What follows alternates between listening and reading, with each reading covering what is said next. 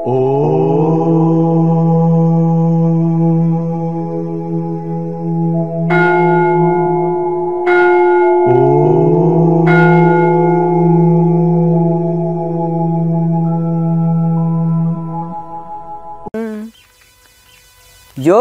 ఎలా ప్రాణం వదులుతారు, ఎలా ప్రాణము వదలాలి?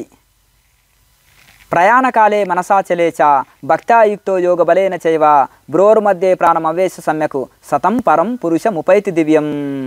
అయితే ఎవరైతే అదే అవసాన దశలో ప్రాణం వదిలేటప్పుడు యోగులు అంత్యకాలం నందు యోగ బలం చేత భ్రూమధ్యంలో ప్రాణమును స్థిరం చేసి నిశ్చలమైన మనస్సుతో పరమాత్మను స్మరించుచు ఆ దివ్య స్వరూపుడైన పరమాత్మలో ఐక్యము చెందుతారు.